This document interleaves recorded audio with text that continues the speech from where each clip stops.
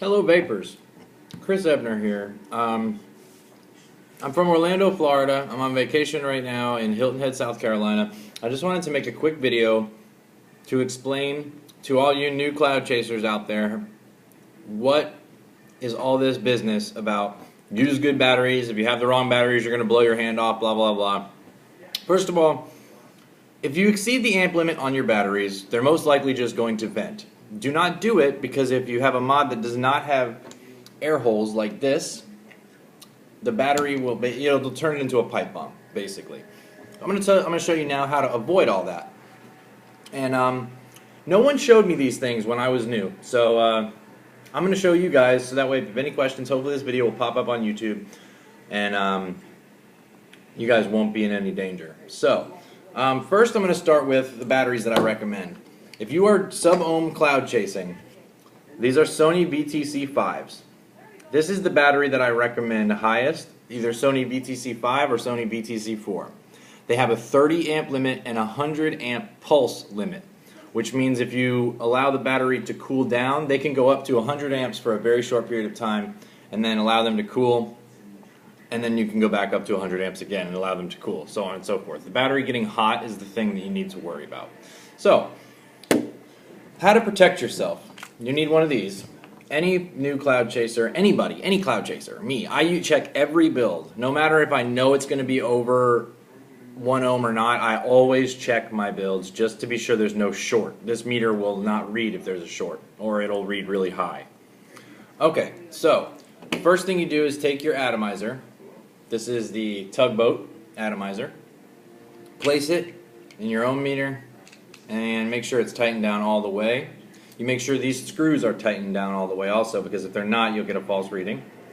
And there I'm at 0.07 ohms. Okay, that's relatively low. This is a cloud chasing build, and I'll show you guys what it can do. But okay, so once you have your ohm reading, it's really easy. You can get the app on the Google Play Store or the iPhone App Store.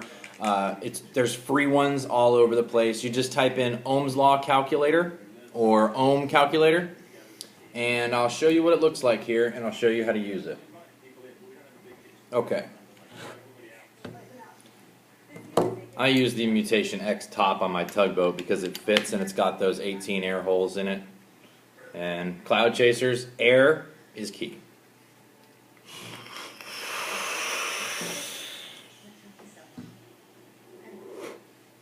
Now, it's going to look like this. Volts, amps, ohms, watts. Okay.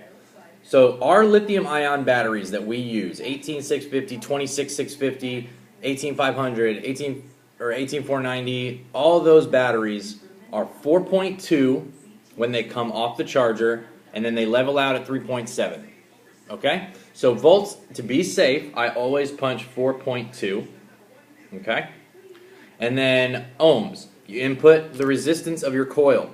My resistance was 0.07, which is a low cloud chasing build. Now the one that you're looking at is the amps. As you can see, I am at 60 amps with this build. Now what that means is these batteries have a 30 amp limit.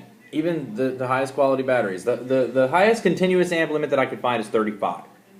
If I sit and just hold down the button on a mechanical mod indefinitely with this build, it will vent and then pop my batteries. But this is what's known as a box mod, and it's a parallel, which means that these batteries run in tandem, doubling the amp limit to 60, because it's putting the strain on both batteries. I highly recommend dual parallel setups for cloud chasing mods. If not, you need to be very careful when you're going this low, and you're going to need to pulse.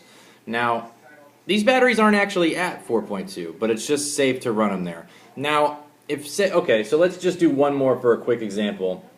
Reset the calculator, 4.2 volts, and then ohms will go 0.1. A lot of my builds end up around 0.1.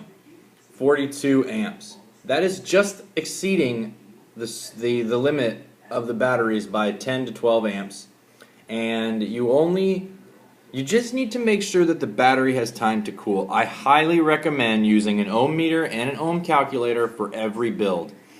This is a multimeter, And this is something that I use because if I want to really push the limits, I can check the battery's voltage and then input that voltage and build the coil lower, but I don't really do that often.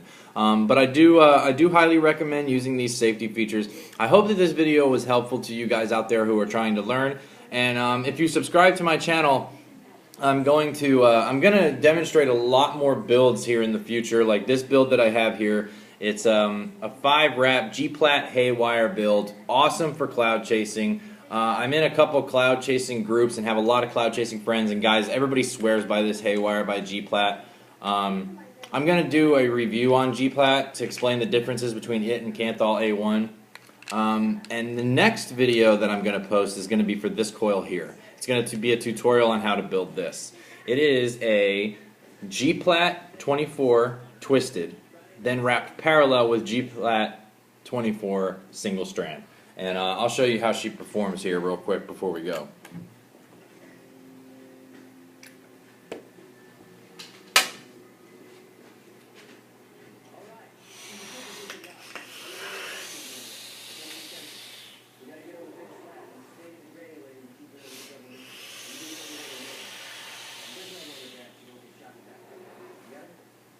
Awesome.